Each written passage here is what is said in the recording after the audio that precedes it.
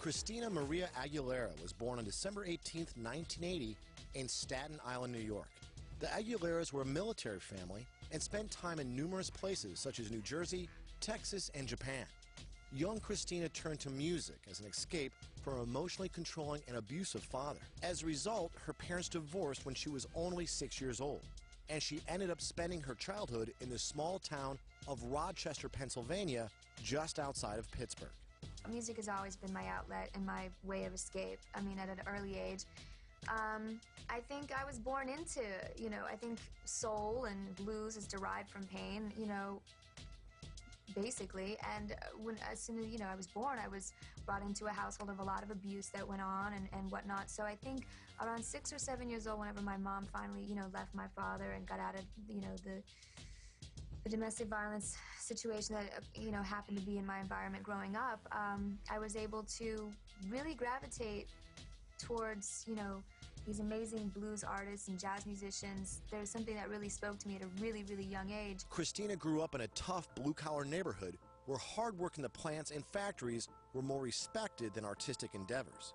Christina's family hid her talent from classmates for fear of bullying from other children. Back in the day, they didn't have videos. They didn't have any of that, kind of stuff that adds to the fluff of some of the music out there. You had to be able to come across on stage or on a record or on the radio. You had to have a voice that touched people, that spoke to people, and I think that still rings true today. After appearing in talent shows and singing songs from Whitney Houston and other R&B greats, she became known locally as the small girl with the big voice. For me, yeah, I connected with it. I was drawn to it, and I've always, tried to just sing with as much passion and heart and get into the mind frame of what that era is all about, what those singers are all about. She sang the Star-Spangled Banner for all of the major sports teams in Pittsburgh, including the 1992 Stanley Cup Finals. Even at age 13 years old, when she was one of the youngest cast members on the Mickey Mouse Club, Christina Aguilera was even then called the Diva of the group. She was the little girl with the big voice, and she is still the little girl with the big voice even now. Jealousy, not riches, would follow Christina after the national television appearances. I don't think there was ever a realization point, like, oh, I can sing or anything like that. It's something that just needed to come out of me. Music has always been my outlet and my way of escape. Looking to continue to move upward, Christina auditioned for a position on the Mickey Mouse Club, but she was too young and didn't meet the age requirements. Back in 1991, when Christina Aguilera was only 10 years old, she actually auditioned for the Mickey Mouse Club, and the only reason they didn't put her on was because she was actually too young. I mean, even back then, she had a crazy voice. She was on Star Search and got to second place that same year. But she was not even quite 11 years old, so she had to wait a couple years. 2 years later, she would make the Mickey Mouse Club, where she would befriend future stars in the making, Ryan Gosling, Britney Spears, and Justin Timberlake. The show was canceled in 1994, and Christina headed back home. She was on from 1993 to 1994, and that was pretty much the classic Mickey Mouse Club season. That was the season that also had Britney Spears, who, of course, would be her rival for years to come, Justin Timberlake, Kerry Russell, Ryan Gosling. That was the dream team, and Christina Aguilera, even then, was someone who stood out as kind of the diva of the group. Christina was still really young, but she still had this huge voice, and she was known as the little girl with the big voice. And I believe she was also called the Diva by her fellow castmates because she had such a grand voice and a big presence. In 1998, Christina sent a demo of her cover of Whitney Houston's song Run to You to movie producers who were looking for a singer to perform the song Reflections for the animated feature Mulan. That demo changed everything when it landed on the desk of legendary music executive Ron Flair, who signed her to RCA Records.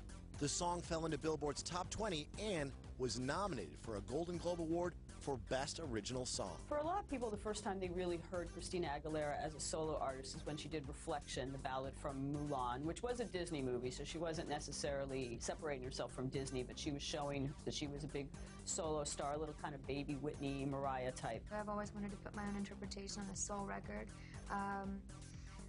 But, modernizing it in a sense that it would still relate and be, heard by young kids, and they would get to, kind of get where I'm going with it, giving them a bit of old with new, and then some more authentic pieces as well that really go there. And her voice is sort of like a modern-day version of the blueprint that they established back in the 1950s and the early 60s.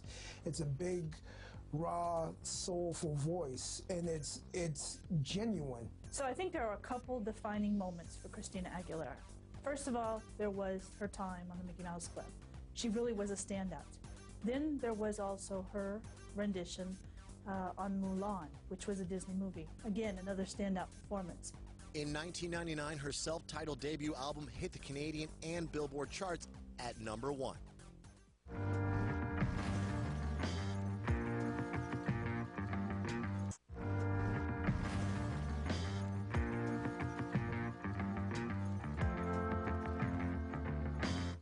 What really defined Christina Aguilera was when she did Genie in a Bottle in 1999. That was kind of the defining song for her. It was a sexy song, but it was still youthful. It was a pop song, but it was a song that definitely showed off her crazy singing ability in a way a lot of other pop songs in the teen pop genre of the time did not do. And it was a huge hit, and it had a very iconic video, and after that it was kind of like Christina has arrived. I would say that Christina Aguilera's transition from a kid star to an adult star was rather tough.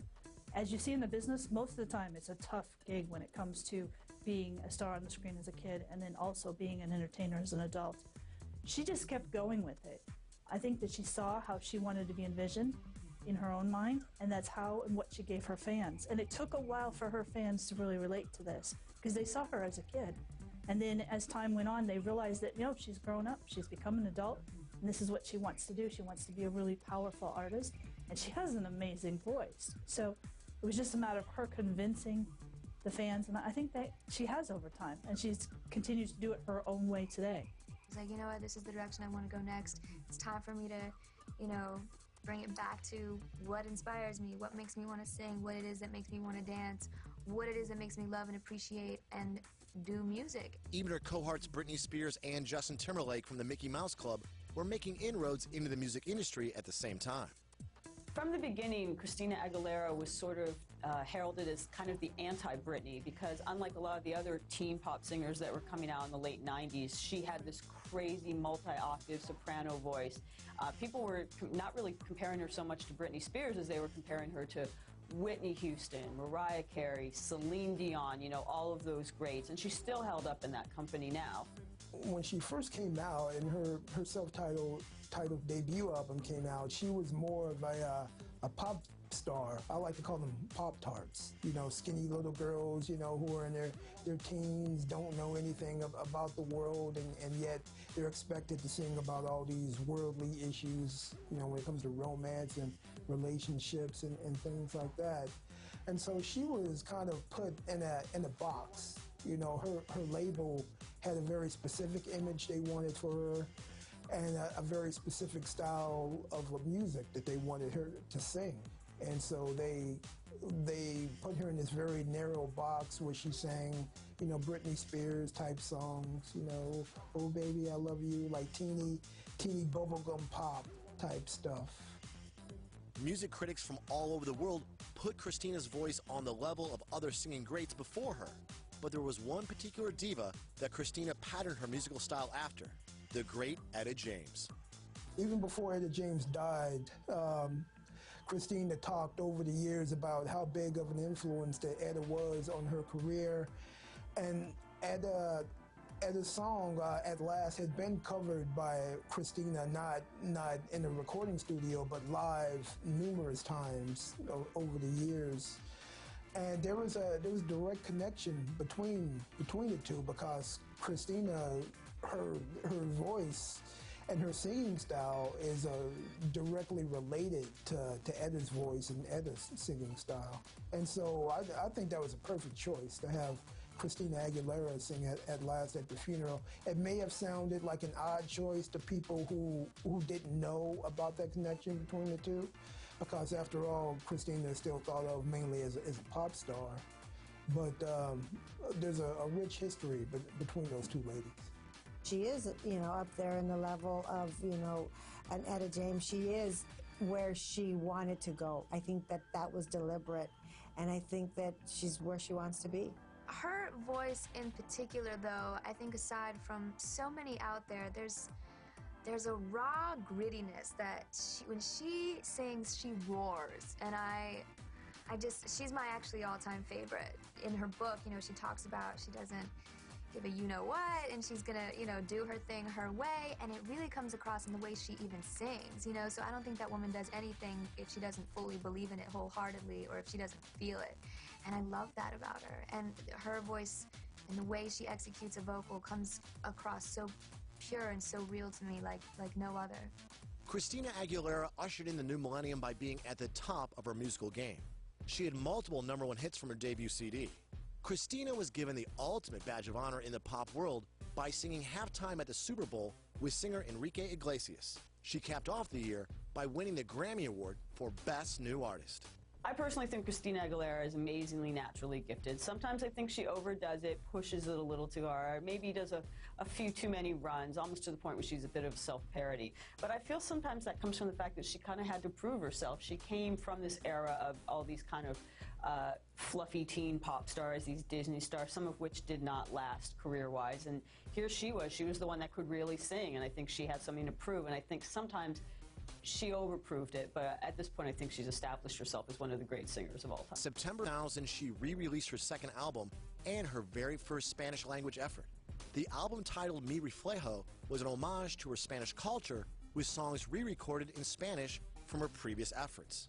Her second album, which is basically her album 1.5 for her, because it's basically just songs from her first album done in Spanish as well as a few new songs. So I think her second album, or album 1.5, was an attempt to reach out to the Latin audience and kind of pull them in. But I think that was just kind of a token attempt, simply because her last name is Aguilera and her father is Latino. That was kind of a token attempt to kind of reach a new market. In 2000, Christina Aguilera did release a Spanish language album called Mi Reflejo, which did win a Latin Grammy, but I don't think it was entirely well received in the Latin music community. She actually did not speak Spanish before doing the album, so she was kind of singing it phonetically, and she did get some critical reception saying, you know, you couldn't really hear the emotion in the lyrics, obviously, because she didn't really know what she was singing. That being said, though, she did do a duet once with Ricky Martin. She has made inroads in that world, but I don't think she's really considered a Latin artist, despite that she does have some Latina heritage, because she never really went back to that after that one album. It was kind of, in the early 2000s, it was the time when Latin music was supposedly all the rage. Ricky Martin was like the hugest artist on the planet, so I feel some people saw that she was sort of just jumping on her bandwagon. She wanted to do that album before she even had her debut album. She is, her father is Latino, so we were just excited that there was someone else. And the reason for that is because young kids have someone to look up to, and you know, if they feel like they want to be a singer or they see someone successful, it helps them to say, oh, I can do that too, because Christina's Latina and she's there. The album topped the Latin charts for 19 weeks and sold more than 3 million units worldwide. She won several awards, so she did great, and some people accused her of trying to take advantage of the Latino name and the audience, but I don't see that at all. I mean, she was trying to appeal to an audience that is avid music lovers. So she did her Latin American tours and sold out. She was just, she's great, not just for Latinos, for anyone. Christina Aguilera set atop the pop world with hit songs, TV appearances, and a star-studded dating life. She was rumored to have gone out with MTV VJ Carson Daly, Fred Durst, and Eminem even insinuated that he dated the pop diva, but it turned out not to be true. As far as Hollywood people go, and as far as people in the entertainment industry go, I really don't see that she's had like a huge amount of scandal or a huge amount of turmoil. In 2001, Christina recorded one of her biggest hits, Lady Marmalade. It was a remake of LaBelle's 1975 song for the Moulin Rouge soundtrack that featured singers Pink, Maya, and Lil' Kim. The single sold more than 5 million copies. All 4 performers each earned a Grammy Award for Best Pop Collaboration. It's more a laid-back environment. It's a little more rock and roll than other more award shows that might be a little more conservative. But for this one, you know, this kind of goes along with my performance tonight, kind of the old Hollywood glam look. The whole album has to deal with the throwback elements of the 1920s, 30s, and 40s combined with a modern-day twist. Stylistically, Christina Aguilera has had a very interesting path. She's sort of almost like Beck or Madonna, someone who has taken risks by changing musical style as well as obviously physical appearance from album to album. Obviously, she started with the teen pop thing. She did a Latin album. She did a Christmas album. She is up there with a Selena. She has got the added attraction. Anything that is American, which they consider her American, but, you know, anything that comes and is already a hit in America is even a bigger hit in Mexico. So, yes, she is up there with all of them, with all of the pop stars. I mean, she is by far, by a large margin, she is better than any of them vocally. I mean, her voice is so rich and it has so much depth that, I mean, there's no one else from that era, from the 90s, the late 90s, early 2000s, who compares to her vocally. I'm putting it out there on the table on, you know, executing this whole concept record. And yeah, there are a lot of young people that I don't think are familiar with a lot of the artists that I'd named or you know, some of the sounds that I'm going for. You know, it's a whole different kind of world of music than it is today. But this is the root of our music that has really paved the way for a lot of artists and a lot of music today. You know, it's the root of blues and jazz and what hip-hop is today. You know, it's where it all started.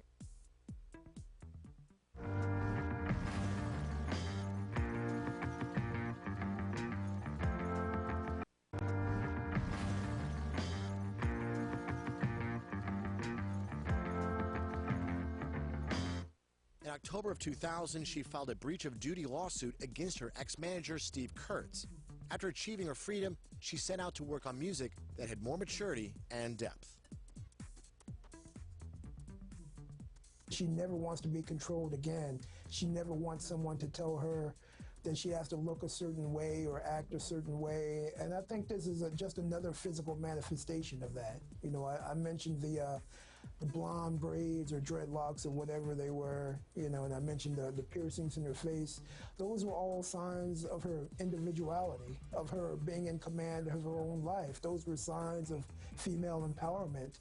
The transition that Christina Aguilera made from child star to an adult star, and I mean an adult star, is, you know, she did what a lot of child stars feel the pressure to do, which is to prove that they're now a woman, so they have to be very sexy, very overtly sexy, and just kind of throw all the teen pop fluff away. Definitely never wanted to be a pop singer, and she always fought that, and she was very vocal about that.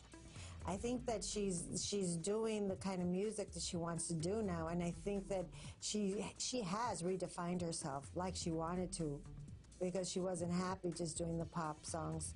And I think now she is, you know, up there in the level of, you know, an Etta James. She is where she wanted to go. I think that that was deliberate, and I think that she's where she wants to be. Her album, Stripped, was far different than anything Christina had previously released. The first track off the album, Dirty, showcased a slightly more risque Christina than audiences had been used to. The results were mixed. I like to make sure that whatever I'm going for visually, because I'm a very visual artist, you can tell by my videos, and they have specific concepts and real stories that go on in them. I like it to reflect where I'm at musically, and you know, where I'm at right now, this definitely reflects a time period that went along with the, you know, Hollywood glam girls and screen sirens. Dating even in further down the line into the 40s and 50s, you know, drawing upon the sexuality of the pinup, you know, back then, kind of more tongue-in-cheek and coy and playful about it, rather than super aggressive as I was and just completely strong and empowered in my sexuality as I was in Dirty. But I had to get, you know, from point A to get here to where I'm at now, point B. So I just constantly love it. I love going in new directions, thinking outside of my own safety box and thinking left field into where can I go next and challenge myself as an artist. From there, Christina would experience a series of highs and lows musically. She decided to settle down in 2005 when she married music executive Jordan Bradman. You know, I'm not particularly a fan of any love songs, you know, that love sent from above, yada, yada, yada, kind of cliche, you know, fluffy love songs. So, you know, in my way of interpreting this man and this love, you know, you've got the songs that convey it in a very kind of sassy, I met the man that I want to be with for the rest of my life. Let me sing about it and shake my hips to it, like on a song like Ain't No Other Man. And then there's numerous songs, you know, that convey that sort of emotion with a sassy twist to it. But then there's also ones that I get extremely vulnerable with. One song in particular being called Save Me From Myself. It's the only one that's actually, you know, literally dedicated to my husband. Done very vulnerably. The production of it just includes an acoustic guitar and a, you know, string quartet of 4 and a vocal that allows me to sing in a way that I've actually never been heard before on record doing. There's no belting, there's no ad-libs, it's just super real, and there's a few imperfections in the vocal, but that's what I wanted it to come across as, just very honest and genuine. She then took a brief hiatus from the music industry. You know, after I get done, you know, being on tour with my record, which takes about a year and a half after the release of one of my albums, to go across the whole world and, you know, put on my concerts and my shows. It's quite exhausting, but I have such, you know, I like to take a moment and reflect upon, you know, the diaries and the journal entries that I've written, a lot of alone time when you're traveling like that on the road.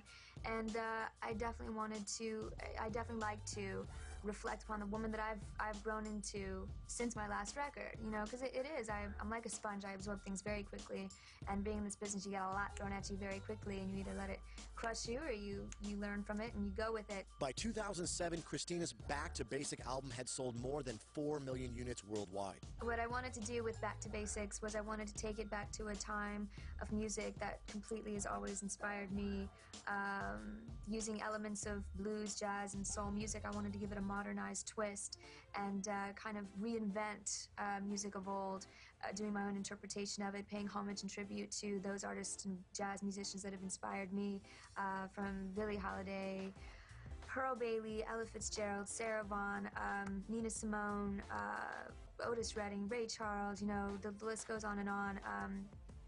Etta James, you know, people that I love and adore and have always admired since I was 6 or 7 years old when I was first introduced to that music. She kind of had to prove herself. She came from this era of all these kind of fluffy teen pop stars, these Disney stars, some of which did not last career-wise. And here she was the one that could really sing, and I think she had something to prove. And I think sometimes she overproved it, but at this point I think she's established herself as one of the great singers of all time.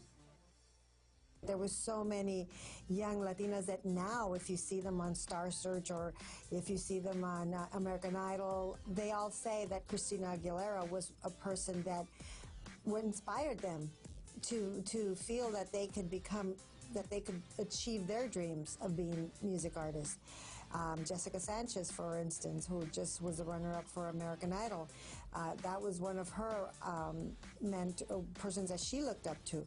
So I think that the impact that Christina Aguilera made was very profound, and I think that that's it put, and it really, no one really considered her Latina. It's just because she doesn't look quote-unquote Latina, because everyone expects Latinas to have, you know, brown hair, brown eyes, and but to us, she's a source of pride because she made it big. And the one of the really great things about her is that she doesn't deny the fact that she's Latina. I have a more intimate, more stripped-down show for this crowd tonight, which is really nice. You know, it's sort of nice to kind of make it more of an intimate setting with just a piano player, a drums, and a couple of background singers, rather than doing the huge props in the tour show sometimes. So it's really nice to break it down and do a sweet, more personal show as this one.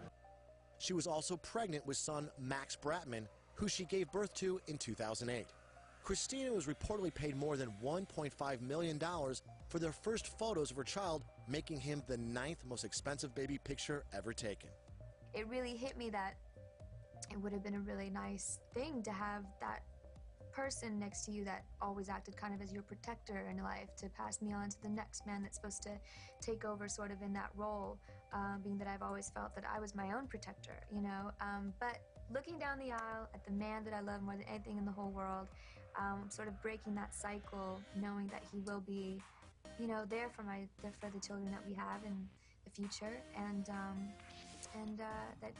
knowing that I found finally the right man. Despite having a family now and a hectic schedule, Christina kept busy making an appearance in the Martin Scorsese documentary on the Rolling Stones and appearing as a guest judge on Project Runway.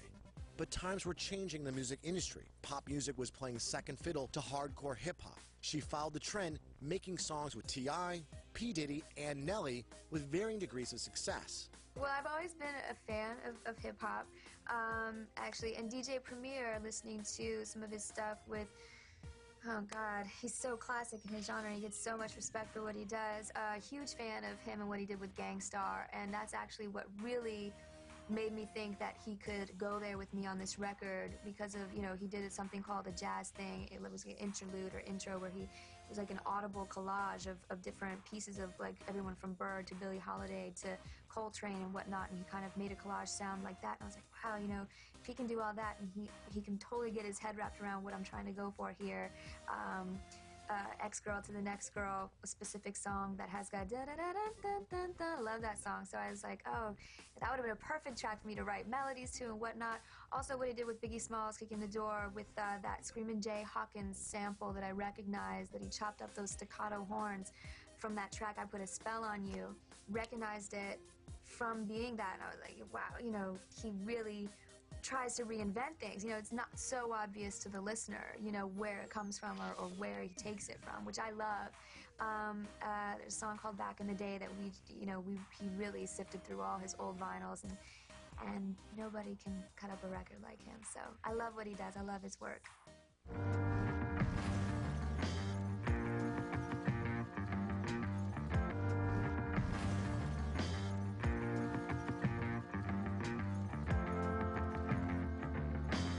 By 2010, Christina Aguilera was back on the music scene. She wanted to make a splash with her new release Bionic by incorporating some of the likes of Nicki Minaj, Polo de Don, Tricky Stewart, Esther Dean, and other heavyweights to thrust herself back to the forefront of everyone's music conscious. I felt she was taking some interesting risks working with people like Sia, Nicki Minaj, Kathleen Hanna from Bikini Kill, Peaches.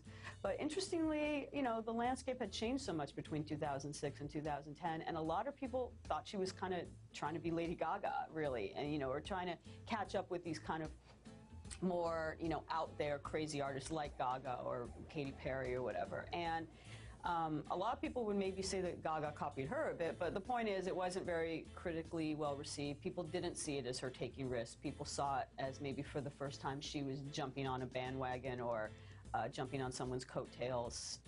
Sales of Bionic were underwhelming, selling less than 500,000 copies in the United States. Critics universally slammed the album, calling it noisy and robotic.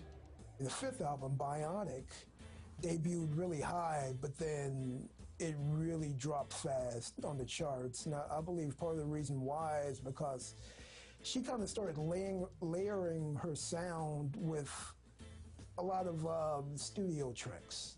She used auto-tune a lot on the Bionic album, and there was kind of a thematic album where she was supposed to be some kind of sexy android, which sounds completely ridiculous, and it is. She does this whole thematic, android pop, and it doesn't work with her voice because her voice is very warm and it's very soulful. Compiling the greatest hits was quite a feat within itself, just going back down memory lane, but I had so much fun with it. It was really great to also recreate a lot of the old hits that I did. A different kind of angle for her music.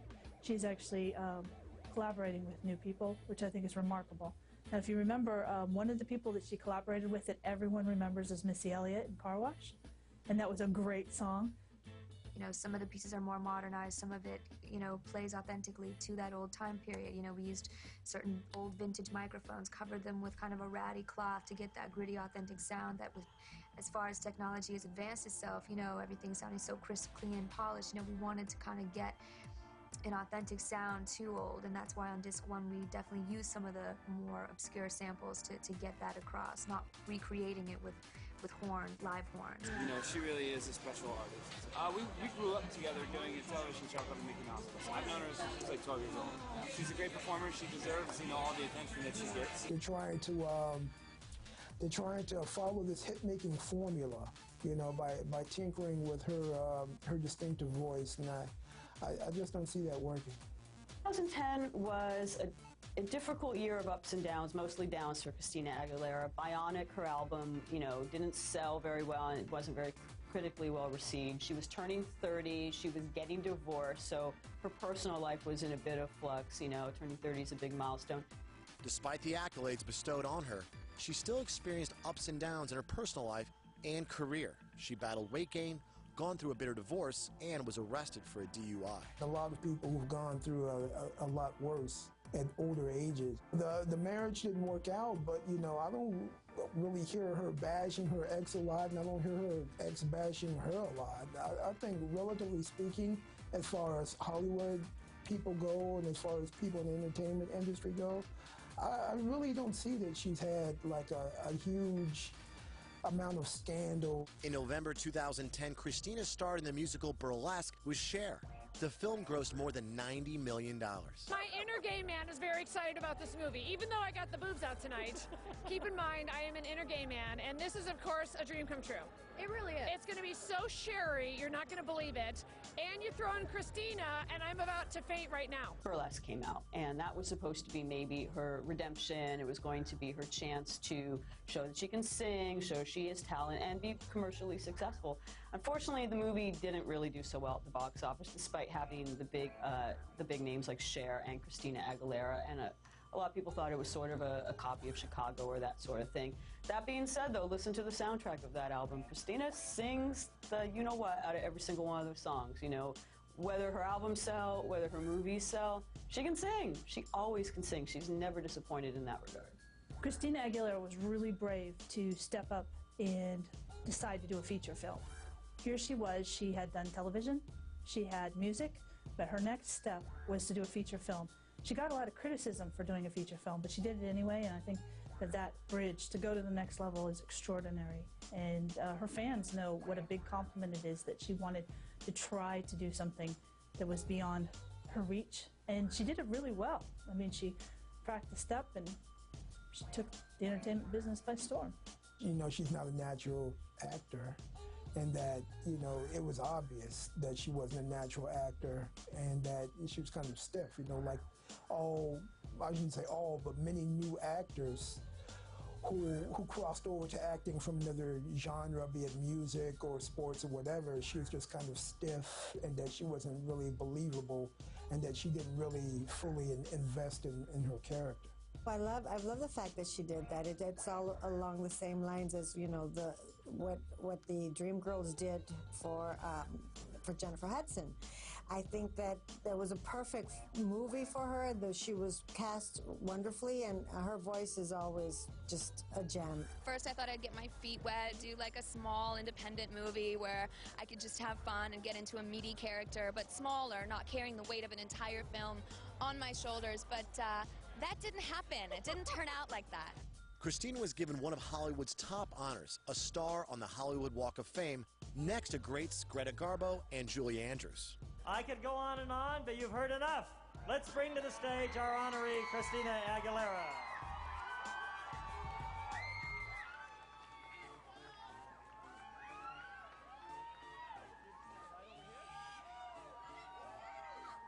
Now, before you get to hear from Christina, we have a few guests who've asked to say a few words. Everybody knows that Christina's mom gave birth to twins. One she named Christina, and the other we've called The Voice.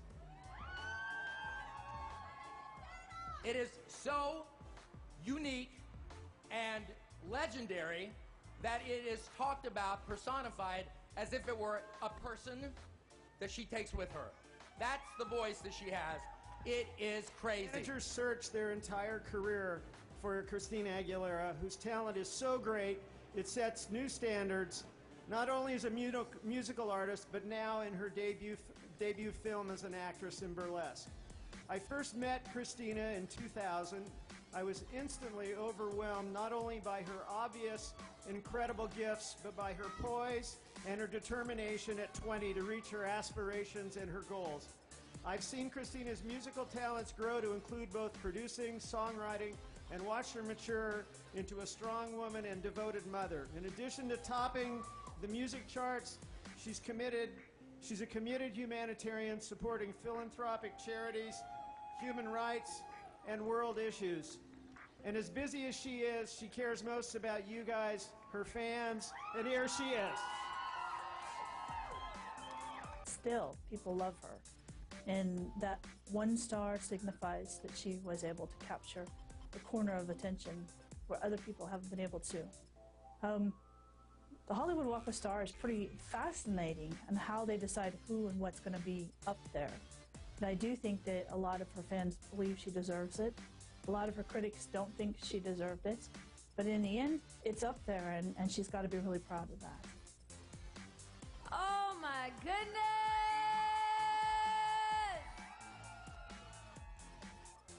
Can I tell you how amazing it is to look around and see all of your fabulous faces here today? Thank you so much for coming out to support me and support this amazing, incredible day in my life. Growing up, we all have big dreams. As a young girl in Pittsburgh, I often imagined what it would be like to come to Hollywood and make it as a performer.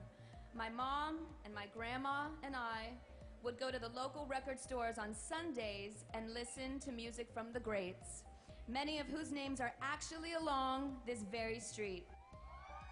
Woo! We would travel from audition to audition, and I would sing anthem after anthem. Thank you, Mom, for all the hard work and support.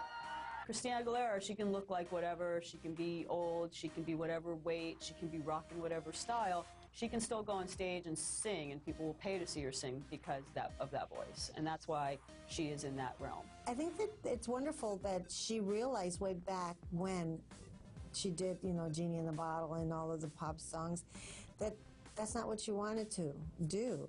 And I think that as an artist, you are more fulfilled when you take control of your career and do the kinds of things you want to do. Because many artists go for the fame and go for that kind of a career, but they're artistically, I think, a little frustrated. And I think that it was wonderful that Christina was able to identify that at such a young age, to say, this is not what I want to do. I want to go the route of Etta James and all those artists, and I think she achieved it.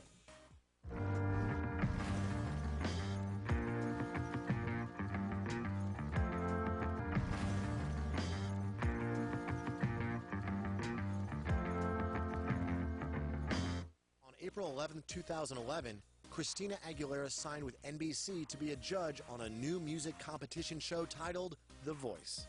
Aguilera was also serving as a dual role as a coach and mentor to the contestants alongside Adam Levine, CeeLo, Blake Shelton, and host Carson Daly. Christina Aguilera was chosen to be on The Voice because she has a large personality that fit the format very well. Each one of the Voice judges have a different mindset, and hers is about finding someone who can really sing well, use her technique of singing, and then also being part of the show, not just judging, but also on stage. And I think it fit her really well. I think she's one of the best judges on all the reality shows that fit into the show process. People would come week after week and wanting to see, what's this woman saying? What's this woman doing? You don't get that with every reality show judge that's out there. They didn't know what to expect, and they're all very, very popular artists, and the fact that she did it, it seemed like it was something like, oh, why is she doing that? Does she need, is her career going down the drain, or But I think that she grew into the role just like all the other judges, and they've spoken about it. They've spoken about the fact that, they didn't know what to expect, and they've all just turned out to be such wonderful mentors, and that's one of the things that she has been doing, is where she's mentoring people, and she really enjoys it. The show became an instant hit on the Peacock network, and Christina was back on top yet again. Christina Aguilera, you know, she's always been the star judge on The Voice. Although the other people on the show, their profiles have been elevated. A lot of people who did not know who Blake Shelton, Adam Levine, and CeeLo are now do. Christina always was the queen bee of that show. I never would have imagined in a million years that I'd be on stage on national television singing a Patti LaBelle song with Christina Aguilera. Like, honestly, really? Like, I was in any rehearsal other with way. Blake Christina, is and the most down-to-earth she guy was I giving know. me His best suggestions for things to try in my song. And she was like, wait, can I get a mic over here? I'm like, yes, can we get a mic so I can sing with Christina Aguilera? That'd be great. Well, what I think she adds to the show is that, you know, she's been there and she's done that. She's reached the heights of popularity, and she knows what it takes to be a good singer. If you're in a profession, you can immediately tell if someone's good or not, especially in that profession is something that's either visual or vocal or audio. You know if you're good at something, if a particular person has potential, if a particular person can be groomed, if a particular person can be brought along, and if they're worth spending time on. And I think that's what she really brings to the show. That's something that American Idol didn't really have in the beginning, and what some of the other shows haven't had in the past. The success and failure of an artist has largely to do with the decisions that they make. You know, you can't mentor somebody throughout their entire lives every step of the way. You got to let people take risks and either succeed or fail. So you got to let people do their thing, you know, and especially when it gets down to this point in the competition where it's almost as if every decision counts, and sometimes it should be a collaboration. Sometimes I should let them go and do their thing, regardless of what my opinion might be. I've always have to let my opinion be known, but at the end of the day, I want to go with what they feel. Being in front of an audience and showing her concern for the artist, mentoring them, it's gotten her closer to her audience, and they've learned to see her for the person that she is. And before that, she really is a very private person, and now audiences get to see her on a weekly basis, and they bond, and they're like, that's our friend now. And so she got very familiar with her audience, and it really is a big boost for her career. A lot of elements that went into that. It was fun. It was crazy. It was on fire. Everybody brought their A game, and I was so proud of my team. The girls! When she's on The Voice today, you see one noticeable difference, which is that she has more confidence and she's more charismatic. I think that this really plays well to the fans, and it also gives the fans a reason to support her because they've seen how far she's grown in front of the camera. And believe it or not, a lot of people wouldn't put themselves in that level where they grow up in front of the camera, but she has, and she's done remarkably well. Christina Aguilera, the small-town girl with the big-time voice, a petite blue-eyed soul soprano, is considered by many as one of the greatest singers of all time. Her resume is stockpiled with Grammy Awards, boasting multiple platinum sales all over the world. The fact that I never had that sort of comfort of a father. I don't know what that means. I never even wanted that. I never felt a desire to have that until that day. It would have been an amazing thing. So just to open yourself up to those feelings, and then be hit with the entire realization that I'm doing something that changes that for the better. I'm sort of mending my past by taking this chance with the love of my life.